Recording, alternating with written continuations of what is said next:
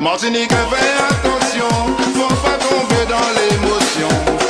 Fais-nous, mets-nous ensemble pour nous payer ça, nous met en solution.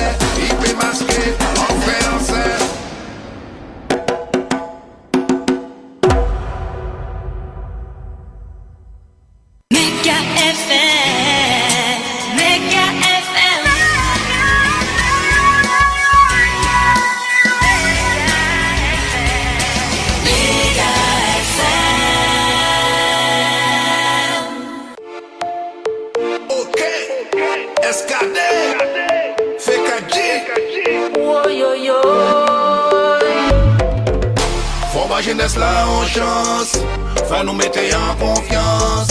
Si nous pas porter mon œuvre, c'est force à pays là qui t'a foutu en France. Faut pas jeunesse là en chance, faut nous mettre en confiance. Si nous pas porter mon œuvre, c'est force à pays là qui t'a foutu en France. Politicien pas qu'à faire aïe bayo, système là pas qu'à faire aïe bayo. Nous même pas qu'à laisser pas place bayo. Pas étonné ce bio qu'a tué entre you. Politicien pas qu'à faire aïe bayo. Système là pas qu'à faire aïe bayo. Nous même pas qu'à laisser pas place bayo. Pas étonné ce bio qu'a tué entre you. Chaque année plein jeune gars qui te pays là. Yo parti ni grand choix qui te Guadeloupe yo. Pourtant yo te signé en l'oppo j'entends taillot. Mais yo te quand même c'est qu'à faire la trois piquet taille. Un jour il qu'a chapé pour manger bon c'est bail. Qui te derrière pour mes amis à tout à jaille. Déraciné cap pied cap pêche racinaille. Système là t'es bien huilé pour prendre avenir. Combien jeunes pour nous perdre pour président. Nous font ça pays là qu'à glisser en mer. Nous volonté pour nous garder petit à pays là. C'est eux qui pensent à nous. Combien jeunes pour nous perdre. Combien jeunes.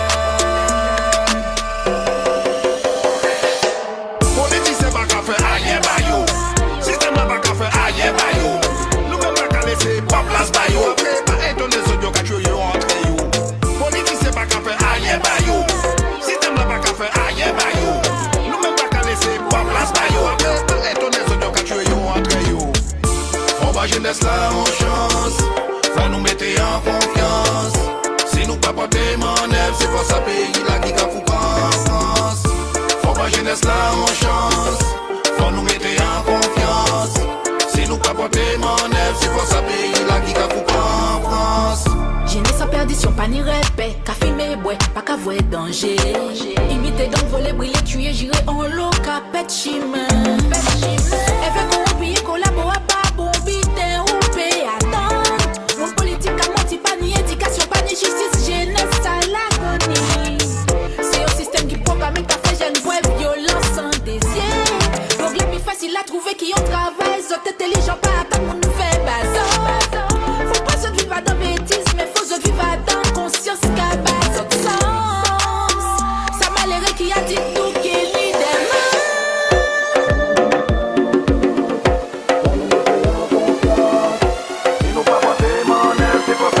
Là qui t'a foutu en France. Faut pas jeunesse là en chance. Faut nous mettre en confiance. Si nous pas porter mon œuvre, c'est pour ça pays là qui t'a foutu en France.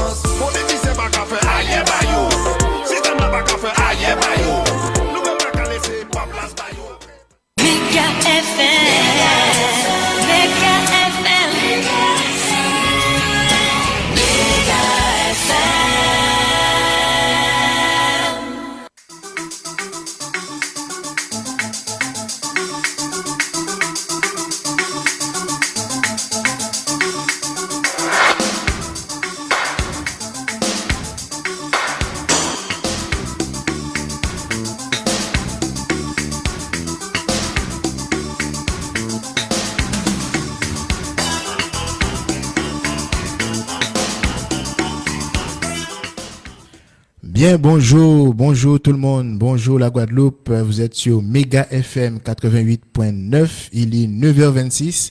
Vous retrouvez ce matin votre émission La Guadeloupe en débat. Aujourd'hui, nous allons parler d'un sujet d'actualité qui peine la Guadeloupe, qui pèse la Guadeloupe, la crise de l'eau. Alors, ce matin, nous avons un invité sur le plateau, un invité qui sera par téléphone et puis une intervention d'un artiste bien connu sur le territoire. On va commencer comme d'habitude par un podcast sur le sujet, donc qui va brosser le tableau de la crise de l'eau. Et puis, en première partie, on va faire les constats, l'historique, parler un petit peu de cette crise. Et en deuxième partie d'émission, on va essayer de brosser le tableau des solutions ou en tout cas des pistes. Alors, tout de suite, on va passer au podcast. Bienvenue dans ce nouveau Deep Dive. Aujourd'hui, on s'attaque à un sujet persistant et grave, la crise de l'eau en Guadeloupe. On se base sur un rapport d'analyse très détaillé. L'idée, c'est de comprendre un peu les racines de cette défaillance, ce que ça implique au quotidien, et puis les défis qui sont immenses. Et la question qui frappe d'emblée, c'est comment 70% de l'eau produite peut juste disparaître avant le robinet. C'est la question clé, oui. Et ce n'est pas juste un problème de tuyaux percés, c'est vraiment l'aboutissement de décennies de problèmes, gouvernance éclatée, sous-financement, manque d'entretien. C'était presque écrit, en fait. D'accord. Alors, avant 2021, si on remonte un peu, c'était donc plein de petits acteurs, les communes, des syndicats. Pourquoi c'était si problématique, cette fragmentation ? Parce que personne n'avait la vue d'ensemble. Et surtout, les responsabilités étaient complètement diluées. Qui était vraiment responsable de l'état du réseau global ? Personne. Donc, pas d'investissement coordonné, rien. C'est vraiment là que ça a commencé à dérailler. Et en 2021, on crée cet opérateur unique, le SMGAG. Une tentative de rationaliser, j'imagine. Mais apparemment, la mise en place a été... Compliqué. Ah oui, très compliqué. Une fusion un peu forcée, un héritage financier désastreux, des équipes aux cultures très différentes. Le SMGAG est né très fragile, un géant au pied d'argile, comme le dit le rapport. Il n'avait pas vraiment les moyens de sa mission au départ. Et puis, il faut se rappeler qu'en 2015, bien avant le SMGAG, les tours d'eau, ces coupures planifiées, sont devenues la norme. C'était déjà le signe que le système était à bout de souffle. Concrètement, alors, ce réseau, aujourd'hui, le mot poissoir revient souvent. Malheureusement, c'est juste. Le rendement est, oui, effroyable. 40% en 2023. La moyenne en métropole, c'est plus de 81%. Donc 6 litres sur 10 qui se perdent. Exactement. C'est 820 litres perdus par jour et par abonné. C'est colossal. Et pour renouveler les canalisations à ce rythme, faudrait 160 ans. On gère un peu à l'aveugle, sans vision globale. Et côté finance, j'imagine que c'est pas brillant non plus. C'est un gouffre, oui. Déficit structurel, 24 millions d'euros rien qu'en 2023. L'opérateur survit grâce aux subventions publiques, 71 millions en 2 ans et demi. Et la comptabilité est jugée non fiable. Et le taux de recouvrement des factures, seulement 74%. Pourquoi si bas ? C'est lié. Beaucoup d'usagers, excédés par les coupures, parfois les erreurs de facturation, refusent ou ne peuvent plus payer. Cette défiance plombe les finances. C'est un cercle vicieux en fait. Tout à fait. Le manque de management efficace entraîne la dégradation technique qui cause les coupures, qui détruit la confiance, qui fait chuter les paiements, qui empêche d'investir. Et ça recommence. Le quotidien des Guadeloupéens doit être infernal. Extrêmement pénible. Vivre sans savoir si on aura de l'eau, une étude montrait que plus de 60% des coupures étaient hors planning. Imaginez l'impact sur l'hygiène, les écoles, l'économie locale et le coût. Certains dépensent jusqu'à 150 € par semaine en eau en bouteille. C'est une source de stress, de colère. Et la qualité de l'eau quand elle arrive ? C'est une autre inquiétude. Absolument. Les coupures augmentent le risque de contamination quand l'eau revient. On a signalé des problèmes d'aluminium. Et puis il y a cette menace du chlordécone, ce pesticide au cœur d'un scandale sanitaire. Des dépassements ont encore été mesurés en 2024. Ça nourrit une méfiance très profonde. Et les gens, ils disent quoi ? Ils agissent ? Oui, la colère gronde. Il y a des mobilisations et même une action en justice, le recours citoyen de la goutte d'eau, avec plus de 200 plaignants. Face à tout ça, les autorités, elles font quoi ? Il y a eu des annonces, des plans ? Oui, la Cour des comptes a vraiment tiré la sonnette d'alarme. Des recommandations très claires sur la gouvernance, les finances, les RH, la technique. L'État a lancé le plan Eau-DOM et mis en place une gouvernance à 4. État, région, département, SMGAGA pour pouvoir essayer de piloter ensemble. Et ce plan d'investissement, 320 millions sur 4 ans, on voit des effets ? Alors oui, des travaux sont lancés sur les réseaux, les usines. Il y a quelques petites améliorations locales mesurées par un nouvel indicateur. Mais soyons honnêtes, le rapport parle d'une goutte d'eau dans un océan.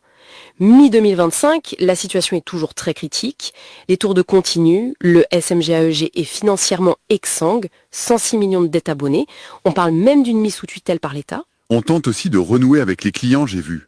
Recouvrement, projet de compteur connecté. Oui, il y a des efforts, mais au final, et c'est la conclusion forte du rapport, l'argent ne suffira pas. Ce qu'il faut, c'est une vraie révolution dans la gestion de l'opérateur. Plus d'autorité, de rigueur, de transparence. Et ça demande un courage politique pour prendre des décisions difficiles. Et ça nous laisse avec une question fondamentale finalement. Comment on peut, en France, au XXIe siècle, ne pas réussir à garantir un droit aussi essentiel que l'accès à l'eau potable pour une partie de la population ? Quelle est notre responsabilité collective dans tout ça ? Ça mérite réflexion.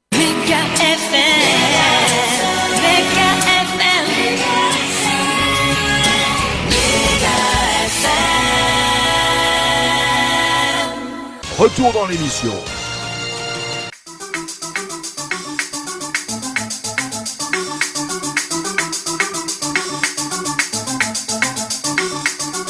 Salut à tous, c'est DJ Charlie sur Méga FM Guadeloupe, la fréquence du Nord 88.9. Restez à l'écoute. Vous avez entendu le podcast. Après le constat de faillite, le sursaut est-il possible? Alors une analyse factuelle, un constat difficile, des souffrances et puis une colère. Et puis l'artiste Malkema a mis des mots et des sons sur ce sujet. On va tout de suite écouter son titre, de l'eau, qu'il nous a produit.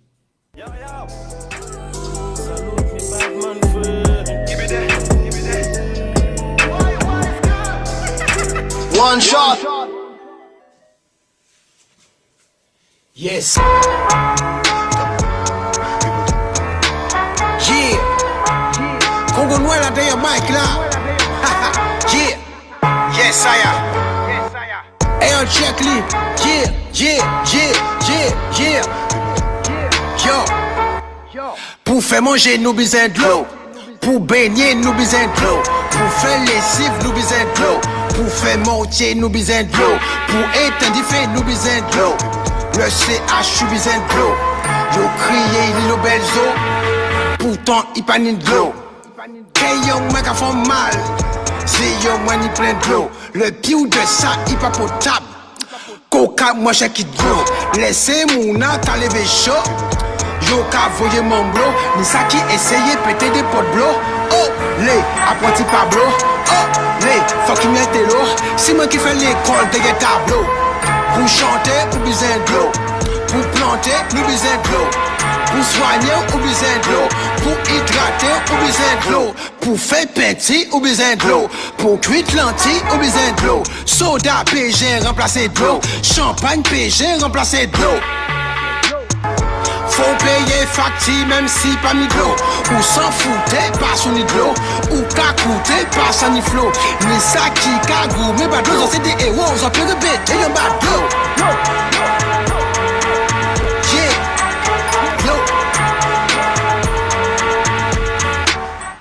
De l'eau. One shot.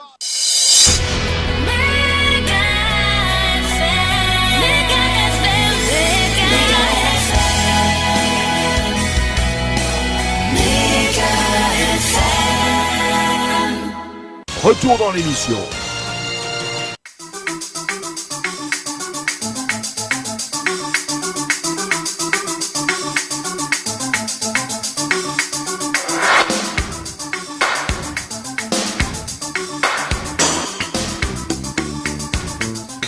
Bien, on a entendu le son de Malkema. On a en direct avec nous Malkema. Malkema, bonjour.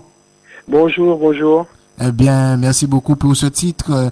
On dirait vraiment un son, un cri du cœur, un acte de protestation. Qu'est-ce qui a déclenché cette nécessité, de mettre en parole ces souffrances en musique? En fait, c'est arrivé assez naturellement en fait. Hein. J'ai pas forcément réfléchi. Enfin, c'est venu assez naturellement. étant guadeloupéen et vu que ça faisait, quand j'ai créé ce morceau-là, je revenais régulièrement en Guadeloupe pour voir la famille, tout ça, et j'étais un peu bon. Ce sont des choses qui m'ont marqué, quoi. Enfin, les coupures d'eau, la pollution, tout ça, le chlordécone et toutes ces choses, quoi, en fait. Mais je trouvais bizarre que dans les musiques dites urbaines, qu'ils en parlent pas, enfin qu'ils en parlent, mais de façon assez, on va dire, de façon superficielle, en fait. Très bien, très bien. Donc, ce qui vous a amené du coup à vous dire qu'il faut faire une chanson sur le sujet. Mais on dirait vraiment des interpellations.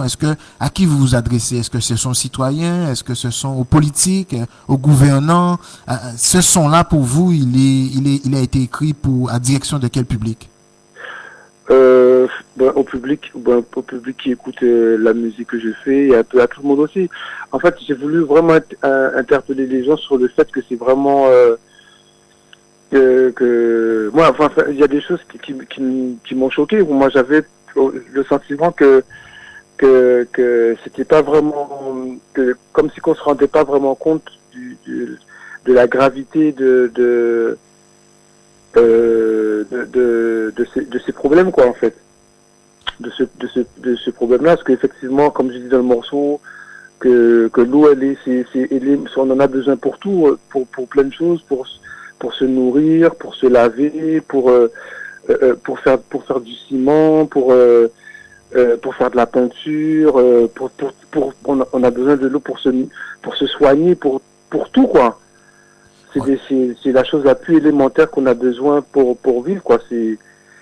Oui, voilà, effectivement. Quoi. Et on dit l'eau, c'est la vie. Donc, la vie, quoi. Est-ce qu'on peut dire aujourd'hui que votre chanson, c'était aussi une manière de faire un électrochoc pour que tout un chacun puisse effectivement sortir de ce qu'on peut appeler une forme de résilience et prendre à bras le corps ce sujet de l'eau? Oui, tout à fait. À un moment donné, je pense qu'il faut vraiment sortir de la résilience et prendre à bras le corps le problème. Parce qu'à un moment, je dis même que dans le morceau, je dis un truc que j'ai remarqué, c'est que à certains endroits, j'ai remarqué par exemple que des bouteilles de coca, elles sont parfois moins chères que l'eau, quoi. Ouais, et ça, c'est quelque chose qui m'a vraiment choqué, en fait. Très bien, très bien. Eh bien, merci beaucoup, Malkema, pour cette conscientisation. Est-ce qu'on peut avoir un peu l'actualité de Malkema? Alors, on rappelle que vous êtes actuellement sur le territoire hexagonal et que vous venez assez souvent en Guadeloupe. Quelle est votre actualité? En ce moment, je travaille sur différents projets. J'ai écrit un livre il y a à peu près 1 an qui s'appelle En Vivant, que j'ai auto-édité, et j'ai sorti aussi un album du même nom qui s'appelle En Vivant, qui est sorti à peu près à la même période, qu'on peut retrouver sur les plateformes de téléchargement. C'est un album et un livre autobiographique. Et actuellement, je suis en train de travailler sur le second tome et sur la deuxième partie de cet album, qui aura encore le même nom, ce qui va sortir normalement l'année prochaine. Ah ben c'est parfait. Donc un artiste multicasquette entre la chanson et les œuvres de lecture.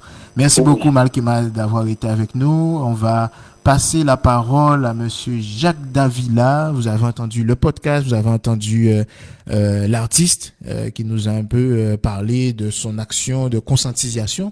Est-ce que vous pouvez rappeler monsieur Jacques Davila qui vous êtes, quelles sont vos fonctions et puis nous donner un peu votre avis sur ces constats? Avant toute chose, bonjour à toutes, bonjour à tous, auditeurs, auditrices, tant de la Guadeloupe et surtout du Nord-Grande-Terre, car je rappelle, un citoyen du Nord-Grande-Terre géographiquement et sociétalement et socialement, je suis un Guadeloupéen comme tous les autres.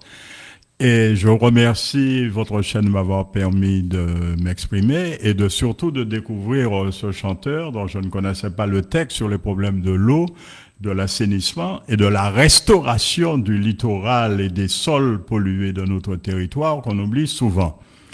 Je félicite les gens du Postcats pour leur rigueur d'analyse, même s'ils n'ont pas abordé les problèmes techniques, sinon sur un effet incident, qu'il y ait que les gens qui ont rédigé le rapport dernier de la Chambre régionale des comptes Antilles-Guyane, qui a un avis définitif, ont mis 160 ans pour redresser la situation. Est-ce que nous allons attendre 160 ans? C'est quasiment impossible.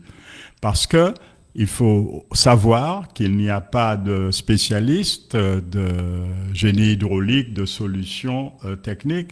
Les magistrats des chambres régionales des comptes sont des magistrats administratifs, juridiques, financiers, comptables, qui ont leurs compétences et qui ont fait du mieux qu'ils ont pu à un constat à un moment donné d'éléments. Et entre-temps, il faut reconnaître que le SMGAG a essayé de prendre le problème à bras le corps, sans le faire aussi bien que mal, tout en maintenant les couloirs, les baronnies, les habitudes, parce qu'il faut savoir que pour solutionner ce problème, il faut un véritable Henri IV qui va se faire sauter toutes les barrières, les baronnies où les gens, chacun dans son côté fait ses affaires, parce que je ne cesse de rappeler que les mêmes gens qui sont au comité syndical du SMGAG sont les anciens maires, conseillers généraux régionaux, membres des syndicats intercommunaux et membres des communautés d'agglo qui ont transféré leurs outils, y compris les régies municipales, y compris le SIAG, les régies RENOC dont on oublie, Eau d'Excellence, dont les comptes ne sont pas arrêtés ni liquidés encore, car la liquidation du SIAG n'est pas encore prononcée, et on se retrouve avec des antagonismes, des contradictions, des choses qui ne sont pas normales. Par exemple, un gouvernement à 4, l'État n'est pas responsable en aucune manière, même si elle se retrouve dans un gouvernement à 4, ce qui est antinomique. C'est pas normal. Donc, si je comprends bien, Monsieur Davila, parce que là, ah ouais, on en prend pour notre grade. Ce que je veux dire par là, c'est qu'on va apprendre beaucoup de choses.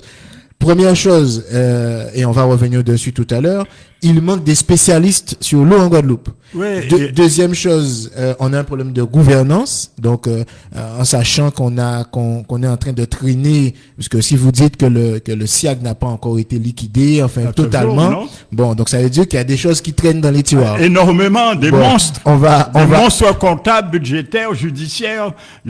Sans être méchant, j'irais jusqu'à dire qu'il y a à chaque page du rapport de la Cour des comptes, il y a une plainte pénale possible.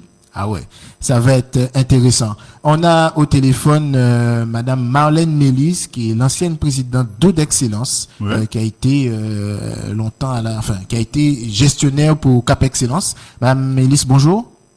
Oui, bonjour Monsieur Davila. Bonjour Marlène, bonjour à toi. Merci beaucoup d'être avec nous. Alors, est-ce que vous pouvez vous présenter et puis nous donner peut-être un premier avis sur cette crise qui nous touche aujourd'hui? Alors, bon, me présenter, je suis Marlène Mélis, je suis aujourd'hui présidente du CODEV. Le CODEV, c'est une structure créée par la loi et qui est une structure, un organisme consultatif mis en place aux côtés des communautés d'agglomération pour donner des avis et examiner donc des grandes questions qui conditionnent le développement local à l'échelle communautaire. Par ailleurs, avant, j'ai été vice-présidente de la région Guadeloupe, vice-présidente du conseil régional et élue municipale à Pointe-à-Pitre. Voilà. Donc, je me suis intéressée particulièrement à la question de l'eau à l'occasion de mes fonctions de président d'Eau d'Excellence. Très bien. Et donc, ce que je peux dire aujourd'hui pour aller vite, c'est que nous sommes en face aujourd'hui d'une organisation qui vient d'être rappelée par Monsieur Davila, qui a contraint les collectivités locales à être dessaisies de toute compétence en matière d'eau, cette compétence ayant été transférée par la loi à une structure créée par la loi qui est le SMGEAG. Éric Jalton, en son temps, en tant que président de Cap Excellence et en tant que créateur en fait d'Eau d'Excellence, s'était battu pour qu'on ne globalise pas, qu'on n'applique pas des recettes toutes faites qui ont échoué en France et sur lesquelles la France est revenue. La France a voté une loi sur la proximité, considérant que l'eau devait être gérée dans la proximité. Éric Jalton s'est battu pour que, en Guadeloupe aussi, l'eau bénéficie d'une organisation rationnelle, autant que possible dans la proximité, qui permette l'efficacité et qui permette de donner l'accès à l'eau aux Guadeloupéens. Si bien qu'aujourd'hui, compte tenu des contraintes, toutes les régies ont été dissoutes et l'eau est gérée à l'échelle d'un organisme qui n'a pas les moyens de maîtriser la question de l'eau. D'une part, qui n'a pas de moyens financiers d'agir parce que les promesses de l'État n'ont pas été respectées, et d'autre part, qui n'a pas les moyens d'investir sur l'eau parce que depuis longtemps, tous les rapports commandés par l'État ont mis à jour la nécessité d'investir en urgence pour remplacer ou rénover substantiellement les réseaux. Donc, tant qu'on ne parlera pas d'abord de rénover les réseaux, d'investir sur les réseaux, eh bien, nous ne sortirons pas de la crise de l'eau. Et comme l'a rappelé la Chambre régionale des comptes, nous en aurions pour 200 ans. Et donc, je crois qu'il faut modestement que chacun d'entre nous se dise que ce qui se passe aujourd'hui est notre combat. C'est un combat qui pose le problème d'un traitement égal dans la République. Jamais, dans aucun territoire français, il n'aurait été imaginable de prolonger cette situation et de badiner avec les responsabilités et les financements qu'il faut mettre en place pour garantir le droit à l'eau, qui est un droit fondamental des citoyens. Voilà donc ce que je voulais dire, et dire donc que l'eau est notre combat. Ce n'est pas le combat d'abord d'une structure. La structure actuelle a hérité du passé et d'une organisation atypique, comme l'a dit la Chambre, la Cour des comptes. Eh bien, il faut que nous revenions à une organisation, à une gouvernance plus rationnelle, et il faut que l'État assume sa responsabilité, parce que l'accès au droit dans la République française est de la responsabilité de l'État. Marlène Mélis, merci beaucoup. Restez en ligne avec nous. Monsieur Davila, alors, j'entends tout ça, mais est-ce que la réponse justement de l'État concernant les problématiques de l'eau qu'il y avait jadis, ce n'était pas une structure unique de l'eau, le SMGAG? Absolument pas. Les associations d'usagers dont je fais partie, ainsi que Madame Mélis et d'autres intervenants à tout niveau, Guadeloupéens conscients de la réalité des problèmes et de la solution adéquate apportée, ont toujours dénoncé cette conception qui était inadéquate, inadaptée, contraire à nos besoins. Pourtant, on a des élus guadeloupéens qui ont voté pour cette loi-là pour qu'elle soit appliquée chez nous. Ben non, parce qu'on a voulu faire ce qu'on appelle un véglage. Et comme d'habitude, beaucoup de nos compatriotes viennent varer, comme on dit, parce que c'était la solution facile, alors que l'histoire de notre peuple voudrait qu'à chaque fois que l'on a vu un appât, nous osons d'un. Donc, il faut être sérieux, il fallait être conséquent, et les gens n'ont pas voulu écouter les voix sous prétexte que ceci ou cela, peu importe, alors que dans l'affaire de l'eau, c'est une affaire globale qui nous concerne tous. Il ne peut y avoir de prévention, de préjugés, et s'il n'y a pas d'équité, mais aussi avec un mot que j'emploie tout le temps, c'est il nous faut de la compétence effective en matière administrative, en matière technique, en matière prévisionnelle, en matière curative, parce que nous sommes dans une société où nous avons un agonisant qui est dans nos bras, et il faut que nous assumons. C'est pour ça que je suis de ceux qui appellent, au-delà de toute prévention, de tout parti politique, de toute religion, j'appelle un grand convoi, parce que c'est d'un convoi qu'il s'agit. C'est pas d'un coup de main. Son convoi faut nous faire pour suivre piano en vieux soulier, parce que l'eau, c'est la vie. Très bien. Mais alors, j'essaie de comprendre. Et les auditeurs qui nous écoutent et qui nous regardent, je pense, veulent comprendre effectivement qu'est-ce qui se passe. Moi, je veux rester quand même sur la partie compétences locales.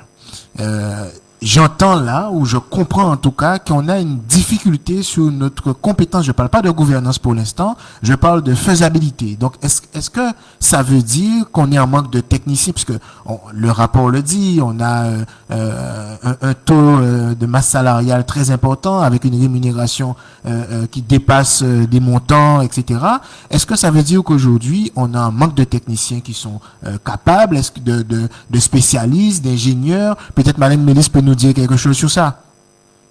Écoutez, je pense que oui, il y a certainement un besoin de techniciens. Merci, mais ce besoin de techniciens peut être réglé dès lors qu'il est clairement identifié et que des mesures sont mises en œuvre pour que le niveau de technicité soit atteint, soit en recourant au recrutement de cadres compétents et concomitamment en formant ceux à qui il manquerait de l'ingénierie et de la compétence. Ça fait quand même 3 ans, 4 ans maintenant que nous sommes dans ce SMGEAG.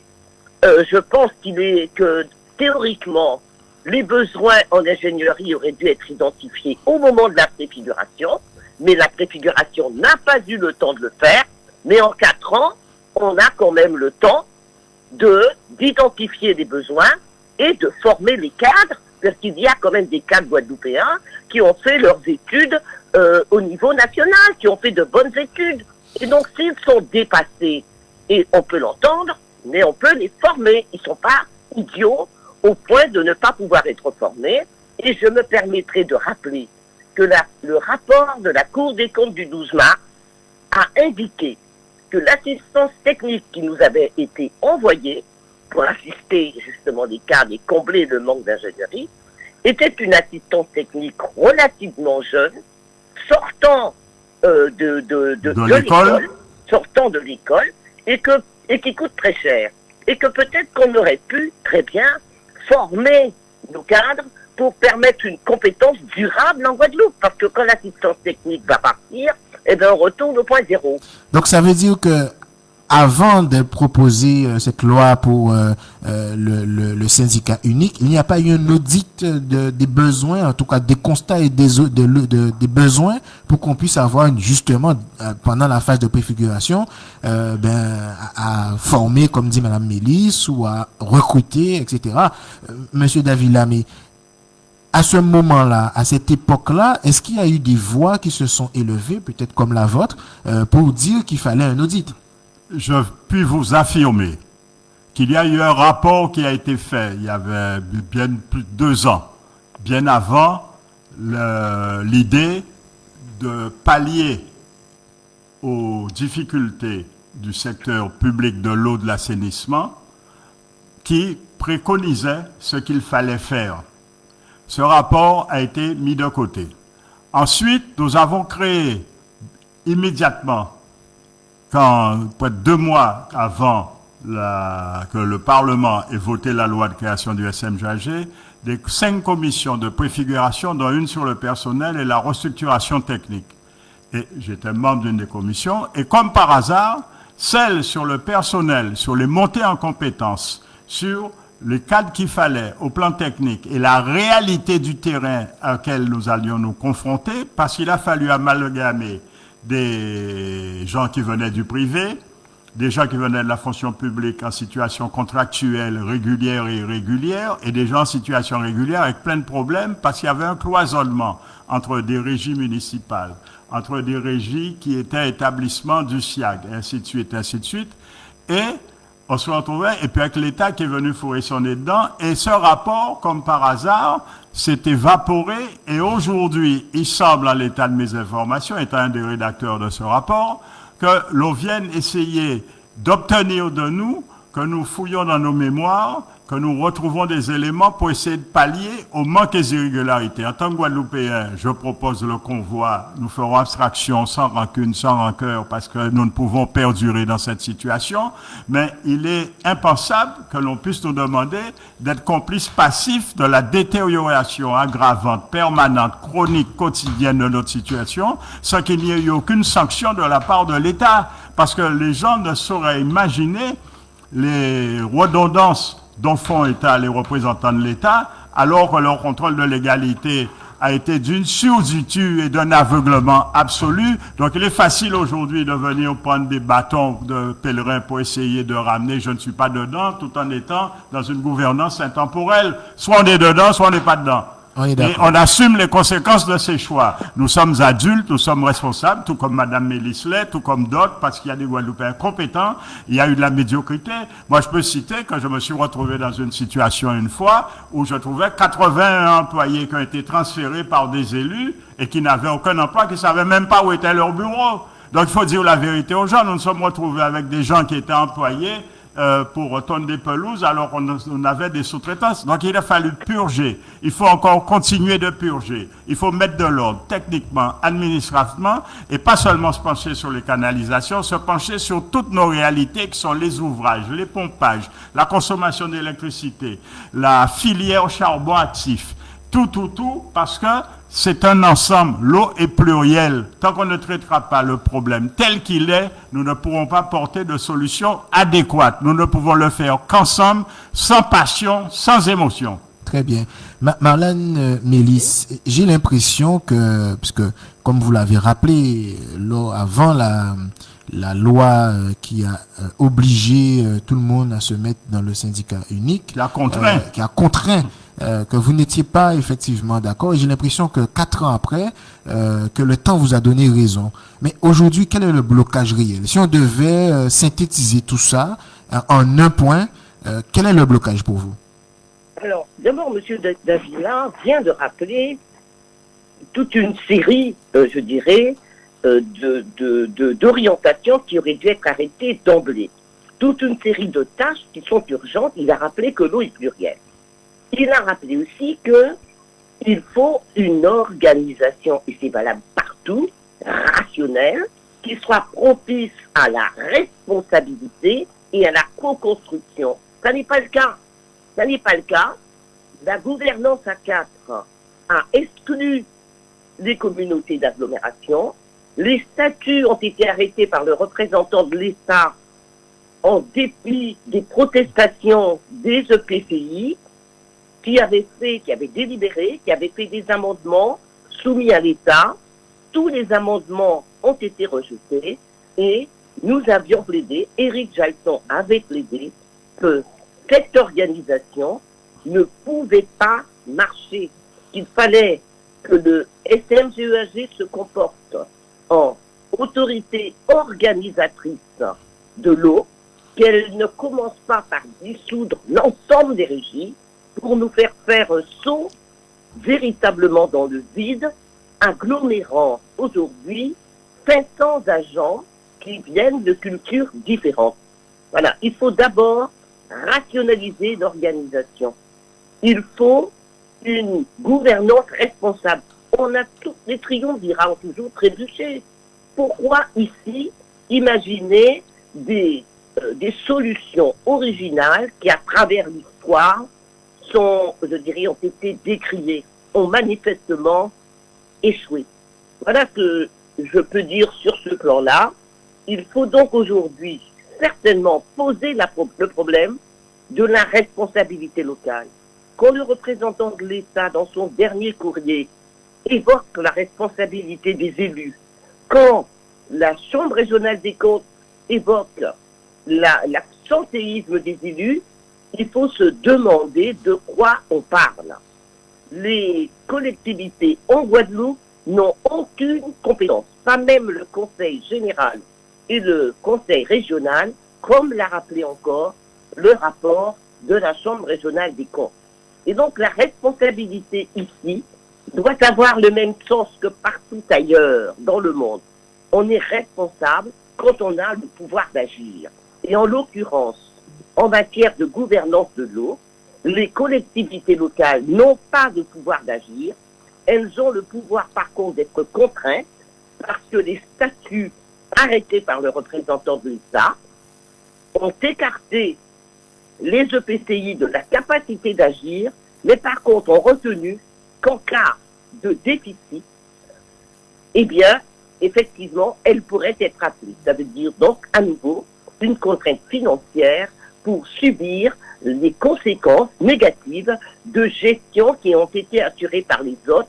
Ce n'est pas ça la responsabilité. Mais Madame Mélisse, la responsabilité des élus. Madame Mélisse, quand on parle de gouvernance à caste, là effectivement, on parle du conseil régional, conseil départemental, les SMGAG lui-même et l'État. Bon, mais dans la préfiguration, effectivement, les élus qui sont au conseil syndical, ce sont ces mêmes élus-là qu'on retrouve dans les EPCI. Oui, ce sont des élus que l'on retrouve dans les EPCI, ce ne sont pas forcément les mêmes qui étaient dans les régies, mais les élus se sont rapidement rendus compte que lorsqu'ils étaient convoqués en conseil syndical, ils étaient convoqués pour entériner des décisions qui avaient déjà été prises ailleurs par la gouvernance à 4. Et par conséquent, effectivement, ça est clair que les élus, progressivement, n'aient plus trouvé intérêt à venir faire de la figuration dans des réunions.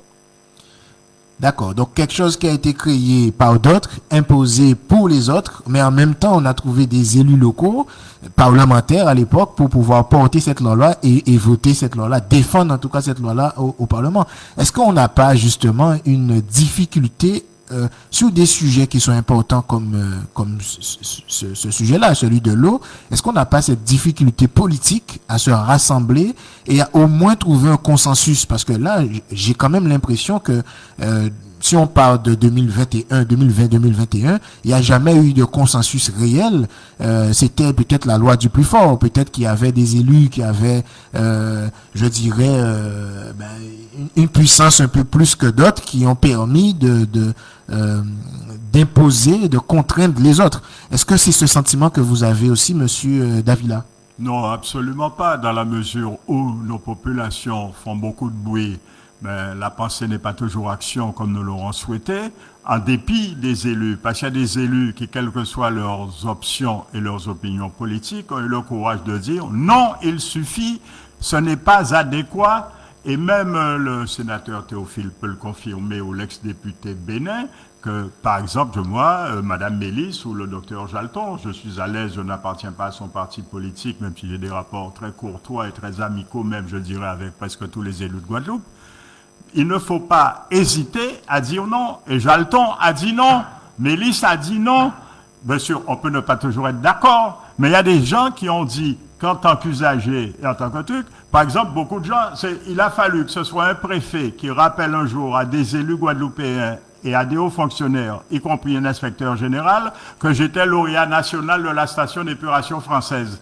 Et les gens ne savaient pas que j'avais ce titre-là. Je suis un spécialiste de l'eau. Et j'étais absolument atterré. Les gens ne savaient pas que j'avais une formation financière de très haut niveau. Et donc, j'ai eu à combattre des démarches, si bien que ça a donné naissance à ce rapport dont on fait état en chambre régionale, en avis définitif, mais au rapport national dont on ne parle pas sur le plan ODOM, où les instructions ont été données. Oui, il faut faire un chapitre particulier sur la Guadeloupe qui a eu pour effet réduit ce rapport. Et ce n'est pas une chasse aux sorcières. Je ne suis pas partisan de la chasse aux sorcières. Ce n'est pas comme ça qu'on résout les problèmes.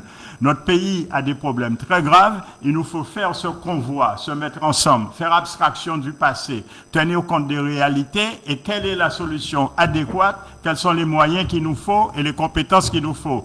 Il est tout à fait d'accord et Mme Mélisse partagera mon point de vue. On ne peut pas, par exemple, faire des rêves au SMGAG pour, il y a 2 mois et demi, faire des ouvertures de postes de haut niveau pour pouvoir reconstituer cet encadrement dont nous avons besoin, y compris les mises en formation sur les montées en compétences des agents, le tri, la procédure et ceci et cela. Et on s'aperçoit que 2 mois et demi après, le directeur général est choisi, il n'a pas encore reçu signification de sa désignation.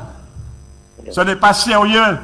D'accord. Donc là encore, il y a peut-être une... Il y a énormément d'habitudes et de pratiques qu'il faut nettoyer. Il nous faut de l'énergie. Je le dis, j'aurais le cesse de le dire, et Mélisse l'a dit aussi, Jalton l'a dit, et d'autres aussi l'ont dit, même ceux dont je ne partage pas les idées politiques, que l'agent qui est en poste doit répondre dans 5 jours de 7 heures.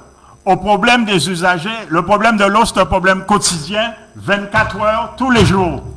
avec énormément de personnes âgées, handicapées, avec des aidants ou pas. Il nous faut faire face à cette réalité-là. C'est ce que nos mamies, nos papis, nos parents, nos éteints, nos handicapés, je parle même des gens de prison, ils ont droit à l'eau. Combien de fois j'ai dû intervenir auprès du préfet Gustin pour qu'on approvisionne la prison qu'on avait oubliée? Mais justement, parce qu'aujourd'hui, Madame Mélis, la population subit ça, regarde ça, mais parce que là, on fait effectivement ces constats-là. Bon, on est en train de se rendre compte que peut-être qu'il y a des habitudes politiques qui sont installées, qui ne sont pas adéquates. Mais qu'est-ce qu'on peut dire à la population? Parce qu'elle subit ça. Alors, d'abord, je voudrais, avant de répondre à votre question, qui se pose, je voudrais revenir sur ce que M. Davila a dit tout à l'heure et dire que je partage son point de vue.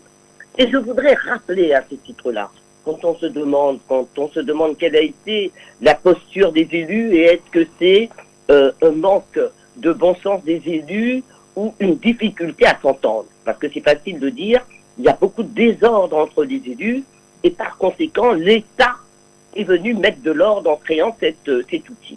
En réalité, beaucoup d'élus se sont exprimés clairement sur le besoin de rationaliser la gestion de l'eau et y compris d'aller vers une structure unique.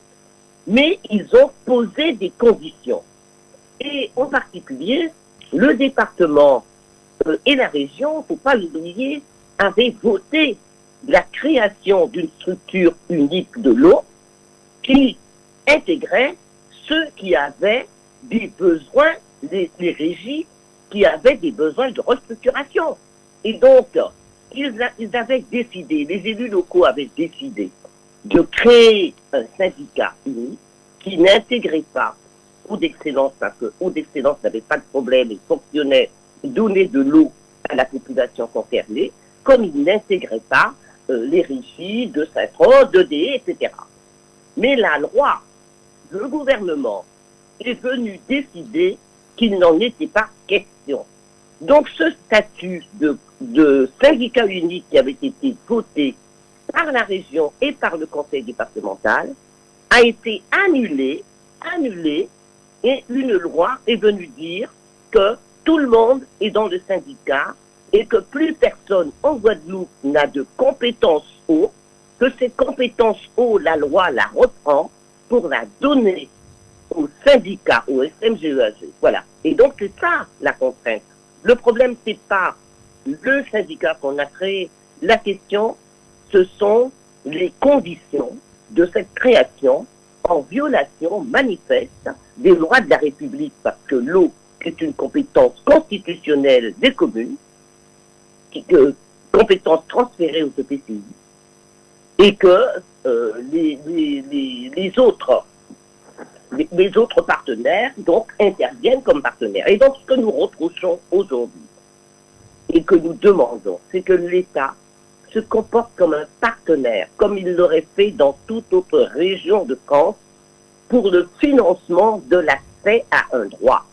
On sait pertinemment que le volume des investissements à faire, parce que l'eau est plurielle, n'est pas en rapport avec les possibilités financières des collectivités. Il ne relève pas d'abord des collectivités, ce qui ne signifie pas que dans le naufrage dans lequel nous sommes, il ne faille pas que tout le monde s'attelle à résoudre la crise de l'eau et que les collectivités, même si elles ne sont pas responsables des dérives et des déficits générés par des décisions inappropriées, eh bien que tout le monde se mette à la tâche et y compris finance dans la mesure de ses responsabilités ce qu'il faut financer pour avancer, pour sortir de cette crise et donner de l'eau aux Guadeloupéens. Parce que ce qui est important, c'est de donner de l'eau aux Guadeloupéens et pas d'administrer l'eau, parce que finalement, les Guadeloupéens finissent par devenir névrosés et on se posera des questions sur justement la violence qui envahit nos quartiers. Tout cela y participe et permettez-moi de citer Marx, les conditions de vie déterminent la conscience. Et donc il faut donner aux Guadeloupéens des conditions de vie élémentaires à peu près normales pour qu'eux-mêmes qu'ils puissent aller de l'avant et qu'on puisse imaginer demain construire avec eux un pays responsable, relevant effectivement d'institutions qui nous donnent le pouvoir. Mais aujourd'hui, il faut qu'ensemble, avec un État partenaire, avec un État solidaire qui reste à sa place, nous soyons en capacité, qui assume ses responsabilités financières, que nous soyons en capacité de prouver que nous sommes capables de gérer nos affaires. Et l'eau, justement, est un bon point d'appui pour faire exemple et redonner espoir et confiance aux Guadeloupéens. Donc, voilà le combat que la Guadeloupe entière doit mener aujourd'hui pour que les Guadeloupéens aient de l'eau. Combat très très difficile. 47 millions de déficit aujourd'hui. Moi, j'ai envie de me poser la question, au-delà de la gouvernance, il y a quand même une commission de surveillance de l'eau dans le SMGAG. Alors, quid de cette commission, Monsieur Davila? Est-ce que vous avez un rapport avec cette commission? Est-ce que vous connaissez cette commission? Et quel est son rôle déjà? Parce que bon, son titre, je pense, est quand même évocateur, commission de surveillance, mais est-ce qu'elle a vraiment une capacité de surveiller quoi que ce soit? Oui, je pense, selon l'esprit qui aurait présidé au choix de sa composition, mais dans la conception de la commission de surveillance, parce qu'on a voulu d'une commission de surveillance que l'on a conçue comme une CCCSPL. Une CCSPL, commission consultative des services publics locaux, n'a aucun pouvoir, on la réunit une fois par an. Même si on a donné un peu plus de potentialité apparente, il s'avère qu'aujourd'hui, la commission de surveillance du SMGAG, je n'ai aucune honte ni aucune fierté à rappeler que j'étais soi-disant estimé pour être le président potentiel. Je peux vous faire dire que j'ai entendu dans les bureaux de cabinet de ministres et de hauts fonctionnaires métropolitains des enregistrements, parce que beaucoup de gens ne savent pas, élus ou agents ou influenceurs, quand vous entrez dans le bureau d'un ministre, votre conversation est enregistrée. Il ne faut pas mettre Davila président parce qu'il est trop rigoureux. Parce que les gens oublient que je suis aussi délégué départemental du Front républicain des intervenants contre la corruption. Et vous savez le nombre de personnes, dont Mme Michaud-Chevry et Hernandez, qui ont été poursuivies sans état d'âme, sans parti pris, sans prévention. Je n'ai fait qu'appliquer le droit, la morale et l'éthique. Donc, ceci dit, je préciserai que cette commission de surveillance, elle a peu d'attributs. J'en veux pour preuve que il y a à peine un quart des membres qui viennent présentement aux réunions. On a mis des parlementaires qui ne peuvent pas y assister. On a mis le président de l'association des maires, qui est un monsieur charmant et éduqué, mais qui ne peut y assister. Il y a des tas de gens qui ne vont pas. Il n'y a pas de moyens. C'est une espèce de soupe à Congo où, par exemple, vous savez que les élus et les ayants droit d'organismes dépendants d'une commission ou d'un congrès ou d'un conseil ou d'une entité administrative élue ont les mêmes droits et obligations que les élus. Et bien à ce jour, les membres de la commission de surveillance, qui n'ont droit qu'à leur remboursement de frais de déplacement, n'ont jamais touché un centime du SMGAG, quel que soit le président. Ferdi Louisier, qui est expert comptable, n'est pas sans ignorer la loi, il est maire. Donc, on ne peut continuer comme ça, mais malgré cela, moi je suis membre de cette commission, je continue à y aller, à être toujours présent et à dire ce qu'il y a. Mais ça n'empêche pas que ça ne résout pas le problème. Ce n'est pas parce que vous avez parfois le sentiment de prêcher dans le désert, de par l'incurie, l'impéritie, la surdité.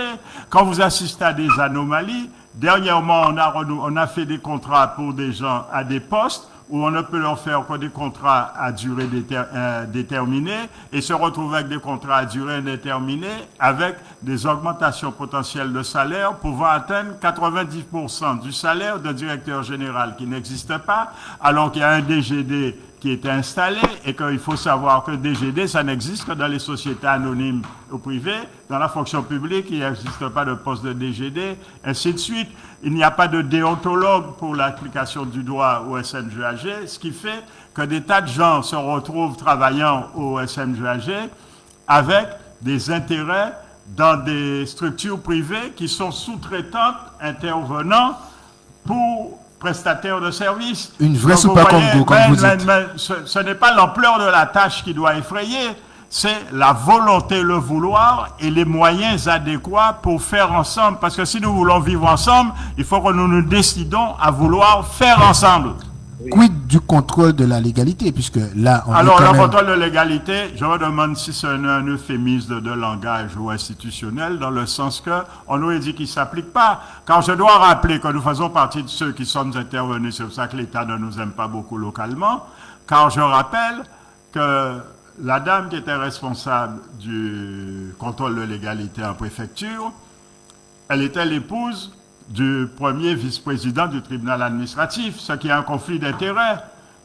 Ensuite, à notre demande, l'État avait voulu l'envoyer au secrétariat général de la préfecture. On a dit, mais c'est elle qui va faire le tri du courrier. C'est pas le préfet qui reçoit les courriers, les réclamations et tout. Il y a quelque chose qui cloche. Alors on les a mutés tous les deux en Guyane. Mais ce n'est pas normal. Il faut que l'État soit conséquent avec lui-même. Il faut que le dire soit harmonieux avec le faire. Il suffit pas d'envoyer un ministre qui, soi-disant, aimait bien l'outre-mer comme Carinco, pour dire il n'y a pas de problème d'argent. Pourquoi y a-t-il un problème d'argent qui permettrait la mise en œuvre d'un vouloir effectif pour résoudre les problèmes de fait, donc porter les solutions adéquates pour satisfaire les besoins qualitatifs de nos compatriotes.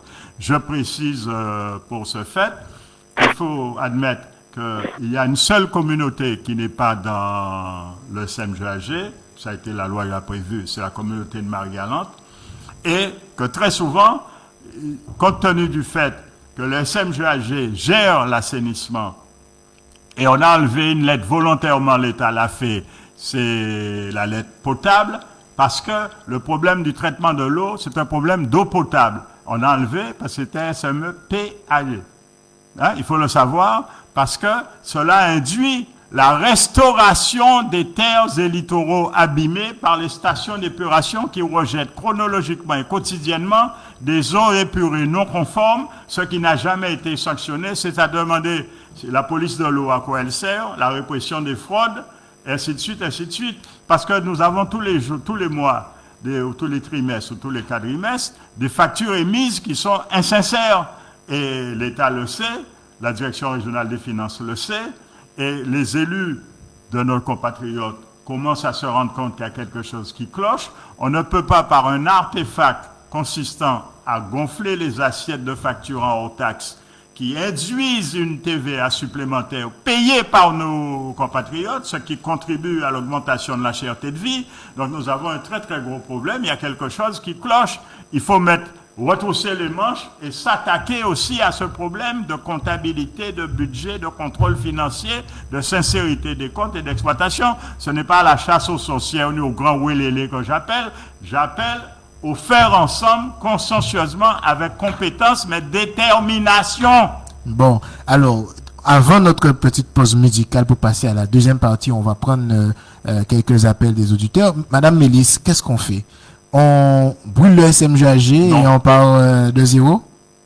Alors, vous savez, on aurait pu dire ça si nous n'avions pas eu déjà l'expérience de la dissolution donc des régies qui nous a montré, parce que les déficits de liquidation vont remonter dans les comptes des EPCI en particulier, eh bien nous savons que défaire peut coûter très très cher. Effectivement. Donc, nous avons déjà défait récemment. Je ne pense pas que notre intérêt commun soit de recommencer à défaire, parce que nous allons accumuler, nous irons de déficit chronique en déficit chronique. Il faut donc s'arrêter raisonnablement, réfléchir, dégager des pistes, Monsieur Davina vient d'en dégager, et agir pour redresser le SMGAG, en faire un outil de la population, des Guadeloupéens, pour créer un service public de l'eau digne des temps que nous vivons et du respect des droits des citoyens. Bien, on va parler des pistes en deuxième partie, et là on va pas faire une petite pause musicale et ensuite on va prendre les avis des auditeurs.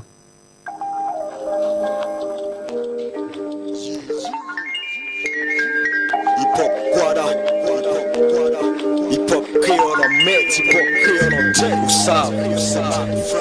Yes, yes, c'est Malkema. Yes, yes, yo. Fond de Dieu. Bon moi chaîne, bon moi lait, puis laissez-moi aller. En panitant à peine des faits pour nous laisser yo parler. La vision qu'on combat et tous les jours on l'a qu'à kembe tout route. On qu'à garder puis loin, puis zéro même si on tout coûte. Hip-hop c'est en passion, il peut nous lier en nation. Les vibrations c'est ration pour une édification. On savent qui mounanye, on savent oh la encaille. On savent sans ni en caisse, on y a dans les entrailles. Va coûter les deux caractères, les beaux cafés, les acteurs. Influençant nous magères, les vivants et nous papins. Longtemps nous sillons chimènes, nous dit ça pas pour rien. Message en nous qui vivent et jouent, ne sortent pas tous les moyens. Avant on fait messieurs, voir moins qui résonne encore. C'est les balles qui filment, nous qui frères qui montent du temps. Nous qu'a posé des flots, et rien fort à l'infini. La formation, belle chou, gardez-nous là. C'est l'antidote. Si on est mec à la vélote, ensemble nous plus fort. Si on est mec à la vélote, c'est l'antidote. Si on est mec à la vélote, ensemble nous plus fort. Yeah, Boubap qu'a pété pote là, regardez qui j'en saillé. Entendre te dire que hip-hop, il mort, il vient m'enterrer. Laissez-moi poser, laissez-moi laisser un petit trace pour garder. Qui j'en ça qu'a levé, yo, et yo, tout qu'a parlé, me dis-moi qu'a élevé, yo. Hip-hop là, il mondial, il vers un écolo. Car leur cœur, moi, il vit à l'envers colonne vertébrale. Pourtant, il vivant, un qui m'en démalqué. Travail la cafette et puis risque à continuer. Génération à laisser clasher, yo veut clasher. Salé en belle unité, pourtant c'est pour ça sacré. Arrêtez les macaqueries pour rappeler voyer message. Message pour la jeunesse, que t'es si bon visage. C'est l'antidote. Si on est mec à la vélote, ensemble nous plus fort. Si on est mec à la vélote, c'est l'antidote. Si on est mec à la vélote, ensemble nous plus fort. Ensemble nous plus fort. Ensemble nous plus fort. Ensemble nous plus fort. Ensemble nous plus fort. Ensemble nous plus fort. Ensemble nous plus fort. Ensemble nous plus fort. Ensemble nous plus fort. Ensemble nous plus fort. Ensemble nous plus fort.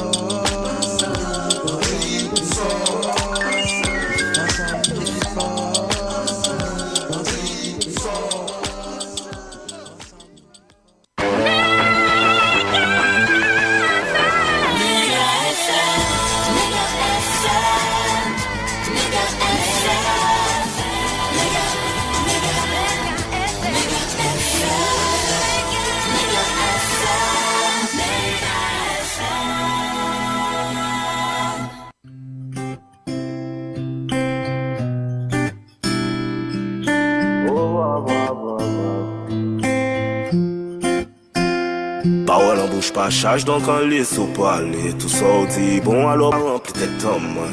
Ou dit bon alors on laisse au chaper. En fait c'était une technique pour entrer plus peine bao. Fait plein de moun éveil, ça t'es pi belle riche sans moi bao. L'on mourir fond des familles éveil.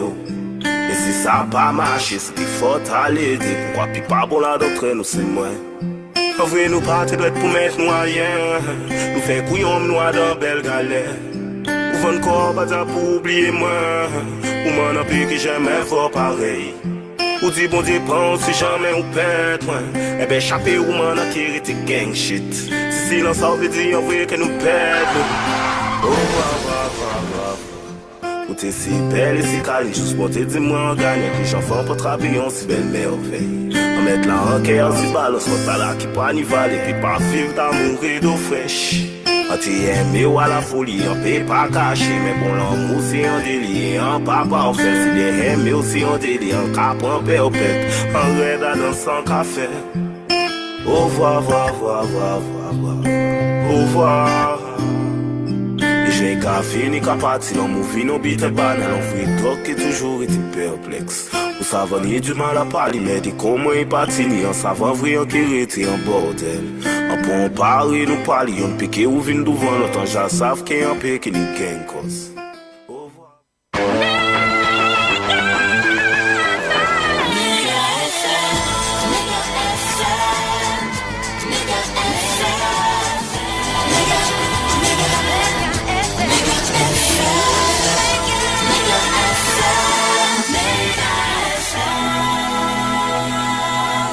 Retour dans l'émission.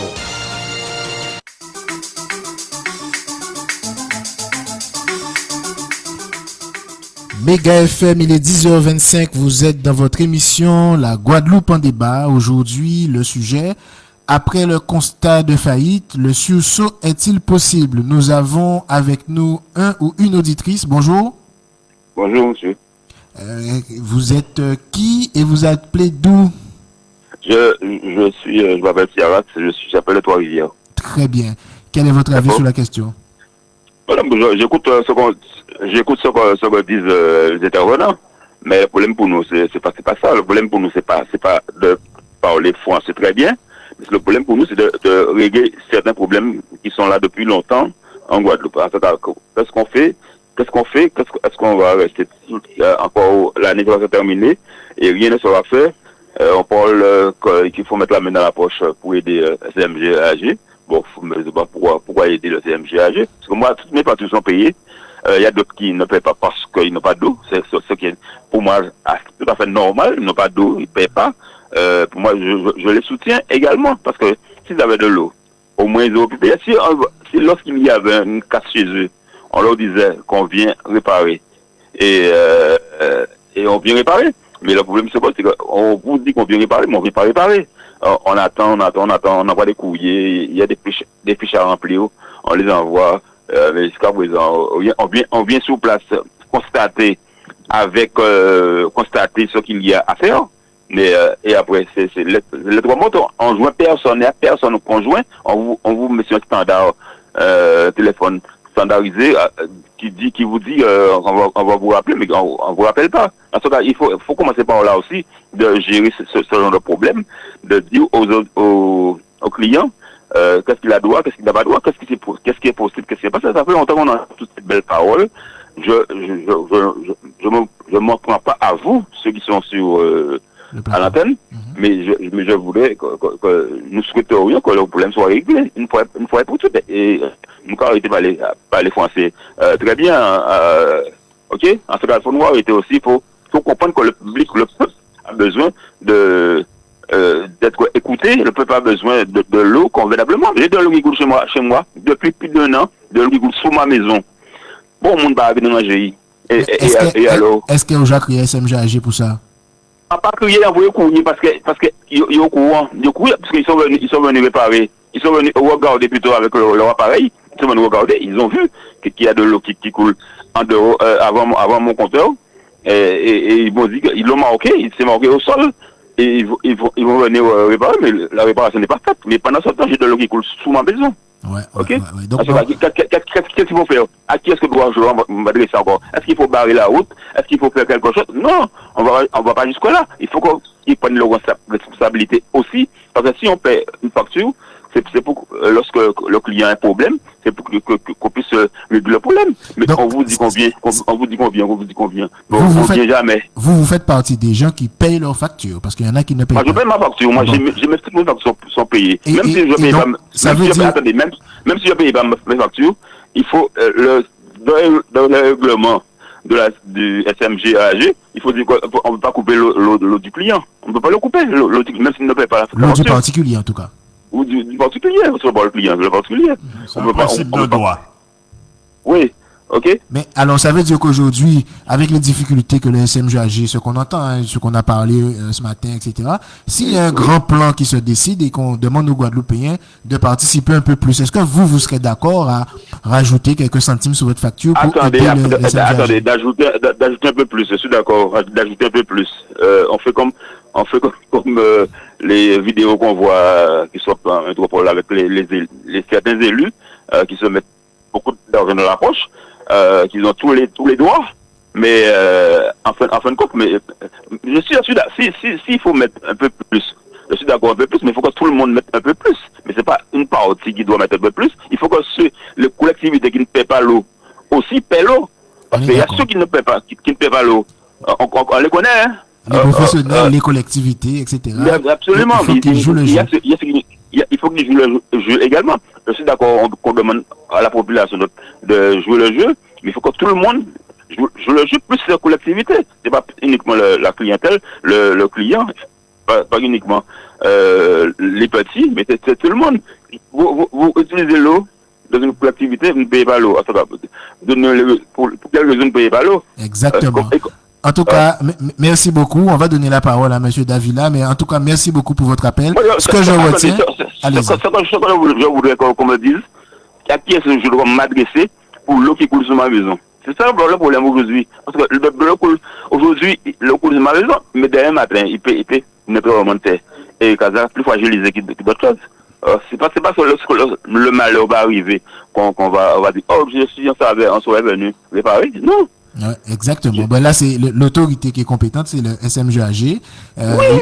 Il faudrait peut-être faire un courrier ou vous déplacer. Mais dans tous les cas, ce qu'on entend surtout, c'est que ce que vous souhaitez, c'est que les problèmes soient réglés de manière immédiate, hein, d'accord? Et on sent bien que le SMGAG est défaillant. Monsieur Davila, est-ce que vous avez un avis sur l'auditeur qui vient de passer? Oui, effectivement, car je connais très bien personnellement la situation de Trois-Rivières pour avoir une affaire en cours de négociation, car je suis partisan des solutions amiables. Je crois qu'il vaut mieux employer des méthodes apaisées, avec les solutions adéquates et dans le respect du droit, de sa chronologie et de sa méthodologie. Je connais mieux Trois-Rivières que M. Ciaras le saurait penser.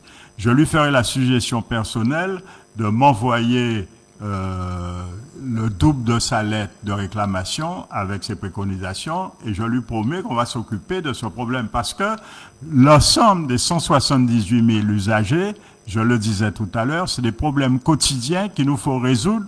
Chaque section de chaque commune de Guadeloupe, dans chaque zone d'intervention différente, est un problème particulier qui dure toute la journée avec des agents dont la plupart ne travaillent que 5 jours de 7 heures. Donc, je ne suis pas Harry Potter. La plupart des élus n'ont pas de baguette magique, mais nous faisons du mieux que nous pouvons, ceux qui sont pris en charge, dont par exemple le directeur par intérim, parce que la Cour des comptes ne fait pas état des progrès qui ont été faits depuis le 31 décembre dans l'amélioration des services. Par exemple, nous n'avons pas fait de campagne de Ouelélé dans l'affaire du charbon actif. Nous avons été à l'essentiel, trouver du charbon actif pour que l'eau soit potable. Vous comprenez? Nous allons à l'essentiel. Monsieur Ciaras, renseignez-vous à Trois-Rivières, demandez mes coordonnées. Vous m'envoyez sur mon mail personnel le double de votre lettre, ainsi que ceux de tous les gens à qui je demande à Trois-Rivières que je connais. Vous renseignez, vous serez surpris comme je connais Trois-Rivières, parce que c'est mon Trois-Rivières aussi. Mais laissez-moi vous dire, monsieur Davila, mais concernant le site Belterre à Dolé, oui, que je connais très bien, parce que on allait camper, oui, effectivement. Ce site-là, il est dans un état pas possible. Et je me demande pourquoi aujourd'hui qu'on voit qu'on a déposé quelque chose dans l'eau. Demain matin, il qu'on va empoisonner plusieurs personnes, des tas de gens. Et on va dire aussi, si on savait, c'est pas normal qu'on ait accès à un site où il y a de l'eau potable. Monsieur Ciaras, nous sommes en train, une poignée de gens de bonne volonté, et je précise que je ne suis pas payé pour ça, en train de faire du mieux que nous pouvons, 24 heures pour 24 heures, pour faire le juge de paix, la police, s'arranger, aller voir, vous comprenez? Parce que nous nous rendons compte que si nous ne faisons pas ça, le pays n'avance pas. Et nous arrivons à convaincre, par exemple, vous savez, j'ai d'excellents rapports, renseignez-vous, avec les syndicats que l'on présentait sous tous les noms, et nous nous rendons compte que parmi les syndicalistes, il y a plein de gens de bonne volonté qui connaissent leur dossier, parce qu'au SMGAG, il y a un mélange de fonction publique et de privé qui viennent déjà avec des habitudes et des pratiques. Donc, l'amalgame se fait mal, son soupa Congo qui est mal cuit, qui est mal préparé, c'est un bébélé de mauvaise qualité, et il nous faut faire avec, et nous faisons avec du mieux dont nous pouvons, et le nouveau DGD que l'on a mis, le nouveau directeur général par intérim, il n'est là que depuis le 1er mai. Dominique Laban. Oui, et nous avons récupéré Laban tout simplement, monsieur, parce que Laban, qui a des amitiés Trois-Riviériennes aussi, comme vous savez. Oui, absolument, oui. Dominique, eh bien, il travaille le mercredi après-midi, le samedi. Dimanche, nous étions en train de travailler sur des dossiers de gens. Je peux vous dire que le délégué syndical dont on étudiait le cas m'a dit dimanche soir, monsieur Davila, nous n'aurions jamais cru de ça qu'on travaillait le dimanche. Vous comprenez, c'est parce qu'on a envie d'avancer et nous ne sommes pas payés pour ça. Donc, oui, j'ai déjà eu, excusez-moi de vous couper, j'ai déjà eu là-bas, particulièrement. Quand je finis l'émission, je l'appelle pour vous. Mais absolument. Vous avez vraiment envoyé votre numéro de contrat et votre lettre. Oui, d'accord. Vous parlez de l'antenne, non? Non, mais vous appelez mes gars, appelez-le, monsieur mon partenaire, la démission, vous donnera mon mail personnel. Vous me l'envoyez. D'accord, je vous remercie. Je vous en prie, à votre service. Je suis là pour ça. Bonne journée à vous. D'accord, merci, bon courage. Merci, comment faire? Ah non, mais vous ne pouvez pas faire, quoi, si vous voulez. Ça va aller. D'accord, ok. Merci beaucoup. On souhaite. À bientôt. À bientôt. Tout le monde. Eh bien, dans l'émission, on trouve aussi des solutions. Alors, je reviens sur une partie de la question de monsieur, et puis on va avancer peut-être sur les pistes et les solutions. Dans la gouvernance que nous avons, donc techniquement aujourd'hui, on a effectivement un délégué, un directeur général délégué par intérim. Par intérim, pas délégué. D'accord, par intérim. Le délégué n'existe pas dans la fonction publique. D'accord, donc par intérim qui a été nommé. Je pense que les Guadeloupéens, de manière générale, on va dire, ont entendu parler de monsieur Laban à un moment ou à un autre pour ses fonctions. Aujourd'hui, est-ce que nous avons la bonne personne au bon endroit? Et après, on prend l'appel. C'est une solution de transition. Il y a une amélioration. Il est en train de regarder, avec le regard de quelqu'un qui a la pratique de l'eau dans les diverses fonctions qu'il a fait, parce que je rappelle, M. Laban est un rang guadeloupéen qui a rang d'administrateur civil et qui a été directeur de cabinet de ministre. Donc, c'est un poste de haut fonctionnaire, on en a plus, et qu'il a l'habitude, sans état d'âme, de prendre les décisions qu'il faut. Et on les prend sans état d'âme comme un chirurgien aux urgences. Bon. Vous comprenez? Très bien. On va prendre l'auditeur nous a quittés. Bon, il va rappeler. Du coup, on va dire, un directeur qui est, en tout cas, transitoire, mais qui est là pour faire un travail. On a un nouveau président aussi du syndicat, donc Monsieur Louisy, qui, par des méthodes, effectivement, on le voit un peu plus souvent que l'ancien président. Est-ce que pour vous, c'est une équipe qui devrait en tout cas matcher, puisque il faut rappeler aussi que le SMGAG a subi divers changements de direction. Bon, pourquoi on ne sait pas, puisqu'on n'a pas les histoires internes, mais aujourd'hui le président que nous avons, si je ne m'abuse, c'est le président qui a choisi le directeur par intérim aujourd'hui. Alors est-ce que c'est une équipe qui va nous amener à des solutions? Nous souhaitons que le nouveau président soit un peu plus à l'écoute des réalités. Il raisonne de par ses habitudes comptables, de par sa profession, mais les comptables n'ont pas la vue plurielle de l'eau, comme le rappelait Mme Mélis, qui a la pratique pour l'avoir exercée. L'eau, c'est un truc pluriel. L'eau, c'est de la chimie, c'est de la biologie. Par exemple, vous êtes témoin, vous n'avez entendu personne, sauf moi, vous parler de restauration de l'environnement, parce que quotidiennement, ce sont les stations d'épuration du SMGAG qui rejettent l'eau sous les littorales et qui pourrissent la mer, et que cette même eau descend dans la réalité, vous comprenez, qui descend dans les nappes phréatiques. Et on se retrouve avec des problèmes. Par exemple, nous avons en Grande Terre 6 forages d'eau potable qui ont été dans le Nord Grande Terre et sur la Grande Terre en sursalinisation irrémédiable, c'est-à-dire qu'on ne peut plus les ramener. On n'a pas sanctionné les auteurs de ce délit-là. Vous comprenez? Ça veut dire que le volume d'eau est réduit. Est-ce que vous croyez que moi, Jacques Davila, je puisse accepter que l'on augmente les factures des usagers pour pouvoir bouffer un trou? Et alors, comme vous avez vu, le PODSCAT se reconnaît, que le rapport reconnaît ce que je ne cesse de dire, Mme Mélis peut le confirmer, alors elle connaît bien ce genre de problème, que l'on augmente la taxation de l'Office de l'eau, l'assiette de l'Office de l'eau, alors qu'on perçoit l'argent pour ceux qui payent, et que l'on ne reverse pas, c'est du délit pénal. On accepte de l'argent pour l'octroi de mer interne, parce que potabiliser de l'eau, c'est une activité industrielle qui produit de l'eau que l'on ne reverse pas. Mais il y a quelque chose qui cloche, parce que on fait payer à l'usager une assiette de base sur l'eau qui fuit avant ou après compteur. Il y a quelque chose qui cloche. Donc, je ne suis ceux qui n'appellent pas à aller mettre le feu ou occuper l'aéroport ou faut faire comme nous faisions quand nous étions jeunes, des carcasses de voitures remplies de béton bloquaient les perceptions de la préfecture. Oui, j'appartenais à l'équipe qui avait bloqué la préfecture. Je reconnais, mais je suis sur un âge qui dit nous pouvons par la solution apaiser, par le dialogue, l'écoute, partage, mais il faut que l'autre accepte d'être entendu. La préfecture ne veut pas entendre. Nous pourrons peut-être un jour la faire entendre, hein. Ça, vous savez, c'est facile à faire. La Guadeloupe, c'est de l'amadou. Mais seulement, l'expérience prouve qu'il ne nous faut pas jouer avec le feu. Très bien. Alors, en première partie, bon, on a fait le constat. On a aussi vu, avec Madame Mélis aussi, que l'expérience des dissolutions de régie n'était pas bonne pour nous. Donc, ce qui est... Ça a été mal conçu, mal pensé, mal exécuté. Avec, justement, le rappelait, on nous a donné un paquet daté sur les besoins de circonstances qui sortent de l'école, qui n'ont pas la formation. Ce que la Guadeloupe a besoin, c'est de gens qui ont de la pratique. Très bien. Qui ont de l'expérience et qui savent ce que c'est que la concertation, l'écoute, le partage, le contrôle et rendre compte au véritable responsable qui est l'élu, qui est chargé de la direction pour pouvoir le convaincre. Très bien. On sait que défaire peut coûter cher. En même temps, la population nous demande de régler les problèmes immédiatement, ce qu'on peut entendre. Madame Mélis nous parlait de la responsabilité pour pouvoir agir, puisque c'est ce qui a été enlevé aux communautés d'agglo et donc aussi aux communes, puisque ce sont par voie de conséquence. Par voie de conséquence. Et en même temps, il nous disait qu'il faut arriver, ou en tout cas venir sur une organisation rationnelle. Quid de la gouvernance A4? Petit rappel sur la gouvernance A4. C'est pas vraiment ce qui est marqué dans les statuts, hein.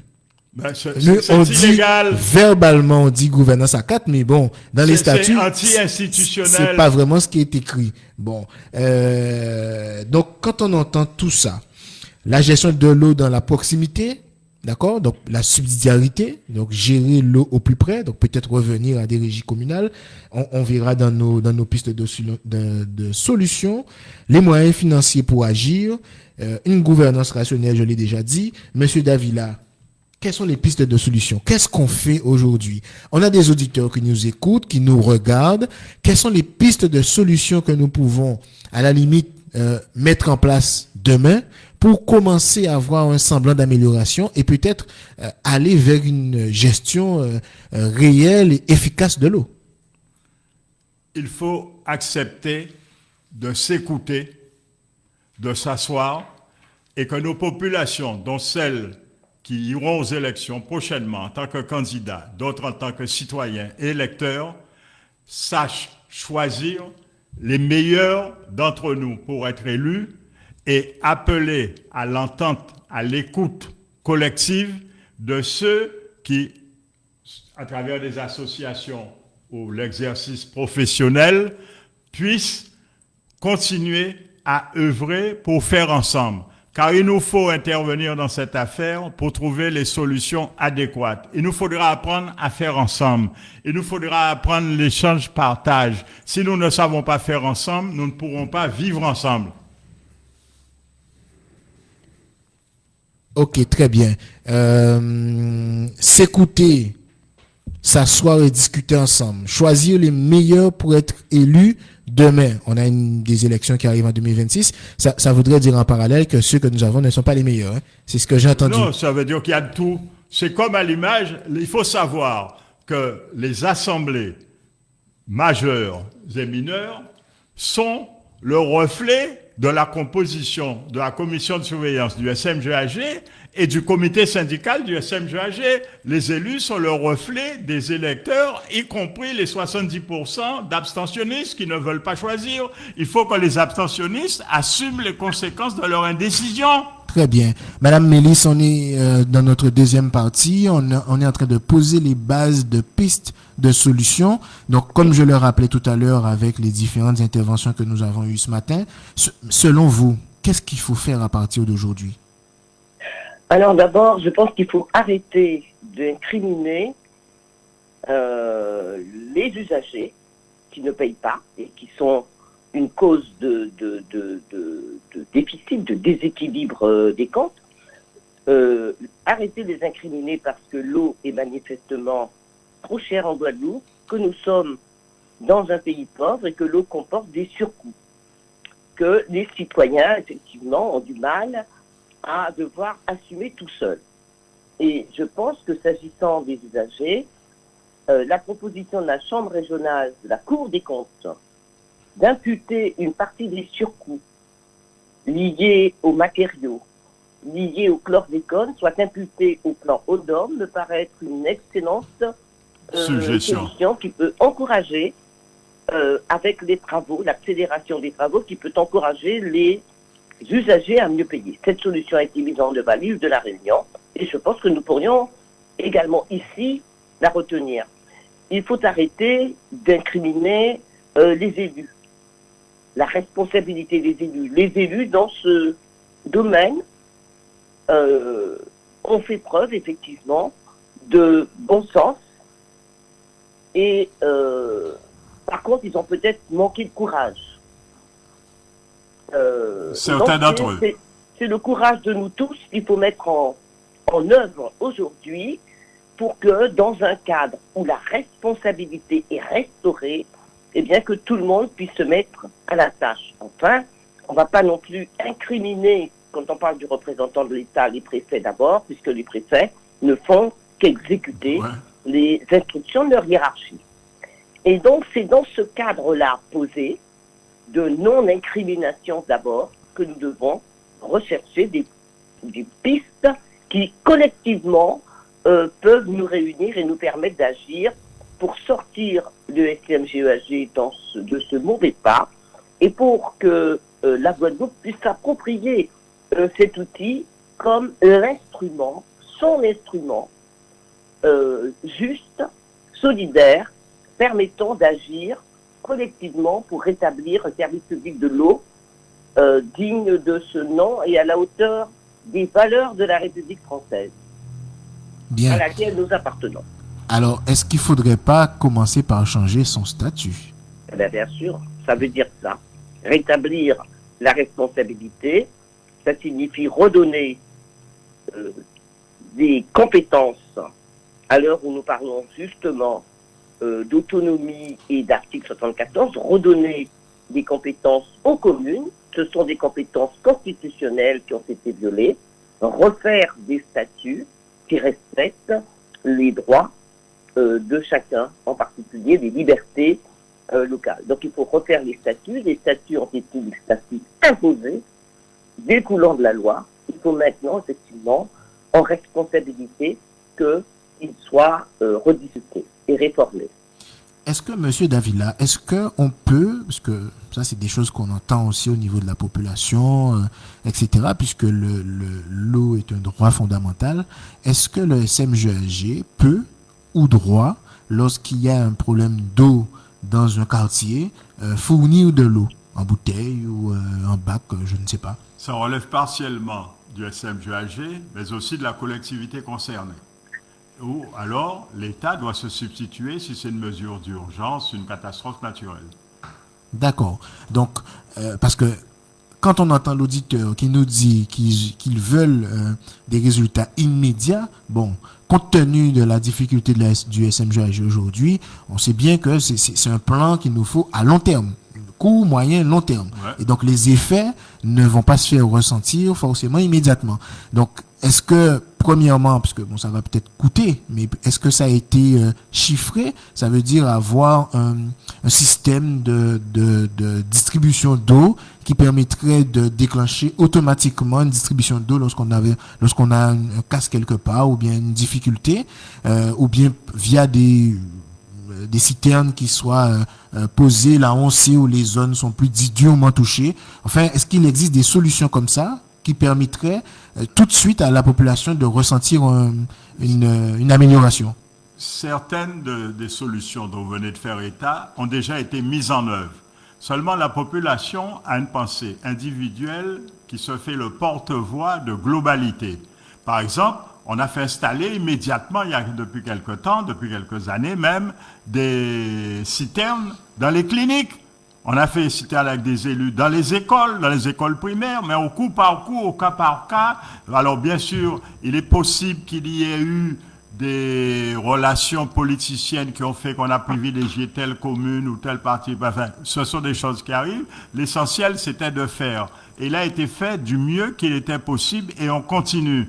On peut même dire que nous avions stocké sur camion plateau des centaines de palettes d'eau pour livrer au cas où, parce que les communes sont prêtes. Parce que n'oubliez pas que quand vous recevez un résultat d'analyse qui vous dit l'eau n'est pas potable, mais la mairie est fermée parce qu'il est déjà 17 heures, vous comprenez? Alors, il faut réorganiser et tout, et on a préparé des choses comme ça, où on s'est retrouvé des endroits, où par exemple à Basse-Terre, il y a des endroits où le camion plateau ne peut pas passer pour desservir les défavorisés. Qui c'est qui pense aux SDF? Qui c'est qui pense aux gens qui sont en prison quand il y a une coupure d'eau? Ils ont droit à 1,5 litre d'eau par jour aussi, vous comprenez ce que je veux dire? Et ça, les gens ne se rendent pas compte, chacun pense à sa chapelle. Je ne cesse de dire, on nous demande de faire des miracles, nous ne savons pas faire de miracles, nous ne sommes pas Harry Potter. Parce que les agents travaillent 5 jours de 7 heures. Et l'usager a un problème qui dure 24 heures, 7 jours par semaine. Ouais, très bien. Madame Mélis, est-ce que aujourd'hui, Cap Excellence, la communauté d'agglomération, puisque vous y êtes, Cap Excellence, sa position aujourd'hui, c'est laquelle? Est-ce qu'elle est d'accord, elle, à récupérer sa compétence et à gérer l'affaire de l'eau, en tout cas pour le territoire de Cap Excellence elle-même? Forcément qu'elle est d'accord. On ne peut pas imaginer à l'heure où chacun parle de réviser nos statuts et d'accroître nos responsabilités dans la gestion de nos affaires. On ne peut pas imaginer qu'un EPCI ne serait pas d'accord pour récupérer des compétences qui sont des compétences fondamentales, constitutionnelles. La question qui se pose, c'est dans quelles conditions? Parce que ils avaient prévenu d'avance que cette stratégie allait créer des déficits colossaux et qu'on allait vers un naufrage. Ils avaient prévu que la dissolution immédiate, dans des conditions extrêmement précipitées, des régies, allait créer des déficits sur les comptes des communes. Alors, la question qui se pose, c'est dans quelles conditions et où iront ces déficits causés par une stratégie inappropriée. Voilà. Donc, ça doit se faire et il y aura un dialogue à conduire sur, effectivement, la prise en charge des déficits générés par une stratégie inappropriée. Bien. Aujourd'hui, où on parle effectivement d'ailleurs c'était l'objet de nos 2 dernières émissions, de gouvernance, de statut de la Guadeloupe, de responsabilité, on va dans une orientation où on veut une collectivité unique, etc. Est-ce que l'histoire de l'eau, la gestion de l'eau, c'est pas matière à faire peur à la population en se disant un syndicat unique qui ne fonctionne pas? Est-ce que quand on ira dans une institution unique territoriale, est-ce que ça ne va pas aussi nous conduire à des déficits, à des désagréments, puisqu'on est un peu sur le même schéma? Sur le schéma de la gouvernance, selon la fiscalité, on dit il manque 1,2 milliard. Donc c'est 1,2 milliard, il faut aller les réclamer à l'État. Bon. Pour la gouvernance du CMGAG, on a vu qu'il manquait aussi des sous qu'il fallait réclamer à l'État. Bon, et on voit à chaque fois que l'État ne joue pas complètement le jeu. Alors, est-ce que justement, c'est pas matière à faire peur? Première question. Et puis deuxième question, peut-être que ce sujet de l'eau devrait être aussi sur la table lors des forums, puisque bon, on n'entend pas forcément parler du sujet de l'eau quand on va vers les forums qui sont mis en place par la région et le département. Qu'est-ce que vous en pensez, Monsieur Davila? Ben, je pense qu'il y a toujours mieux à faire. Le mieux peut être l'ennemi du bien. Il ne faut pas tomber non plus dans l'excès. Il faut savoir raison garder. Le problème est aussi de soulever, outre le vouloir faire ensemble, de passer en effectivité. Il faut que le dire soit en harmonie avec le faire et surtout, j'espère que Mme Mélis partagera mon point de vue, que nous ayons les moyens effectifs. Car je prends un exemple. Nous avons des gens qui parlent bien. Certains les qualifient de brailleurs, ils prennent la responsabilité de leurs propos. Ne soyons pas insultants envers nos élus. La Réunion a 2,3 fois notre population, elle a 850 millions de fédères eau. Nous avons 150 millions. Il y a quelque chose qui cloche, tout simplement, j'ai vérifié au plus haut niveau des fonds européens, c'est parce que la Réunion a une habitude de l'ingénierie financière à la Réunion, avec la Réunion sur les grands travaux qu'ils ont faits. Ils ont accumulé l'ingénierie et la technique de la maîtrise relationnelle financière, ce que nos gars n'ont pas, ce que nous n'avons pas localement. Et quand vous découvrez, comme je dis, les gens sont surpris du nombre d'inspecteurs généraux, d'administrateurs généraux, de contrôleurs généraux que nous avons dans la société, dans la structure française, nous n'avons pas un dans la structure européenne, alors que l'on est atterré, des gens comme moi, par le nombre de Réunionnais qui sont dans la haute administration à Bruxelles, à Strasbourg, et je rappelle qu'il y a un seul type dans toute l'histoire de l'outre-mer qui est encore président, pas de commission seulement, mais vice-président de la communauté économique européenne. C'est un Réunionnais qui a été élu à l'unanimité, il n'y a pas une voix contre. Donc ces gens-là ont un potentiel de relation qu'il nous faut nous réapproprier, entretenir, développer pour pouvoir résoudre des problèmes locaux par le faire ensemble en apprenant l'échange-partage dans l'écoute de l'autre.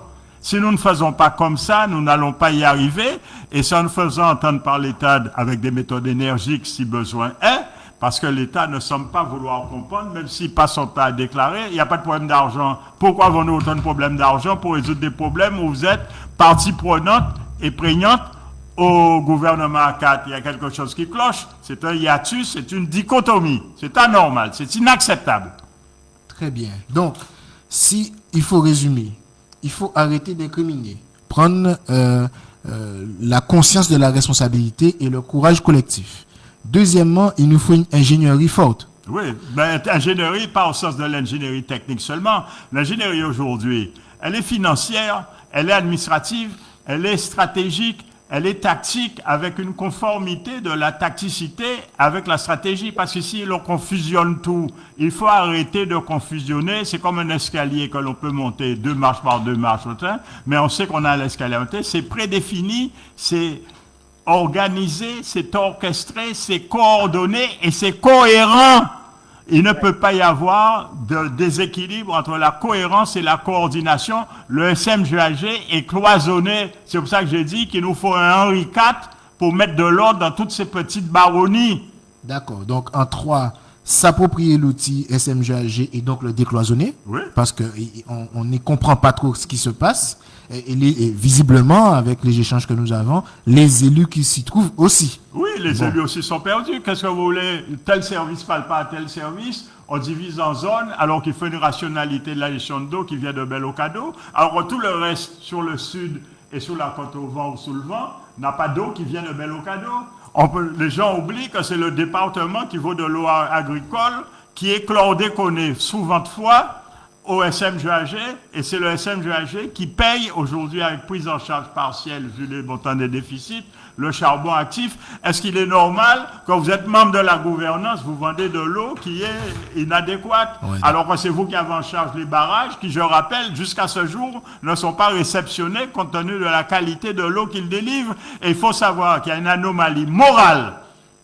Et vraiment, et je dis que nos populations sont gentilles, nous Guadeloupéens, nous c'est bon monde, on emploie le terme résilient que je trouve insultant, parce qu'il faut savoir que pour diluer l'eau avec sa teneur en chlordécone, on rajoute 3 sources d'eau brute différentes, non polluées, pour abaisser, car on a créé un terme d'accessibilité de chlordécone dans l'eau pour que ça soit considéré comme potable, alors que c'est un produit qui est pesticidaire. Donc, au lieu de nous tuer rapidement, on nous tue à dose lente.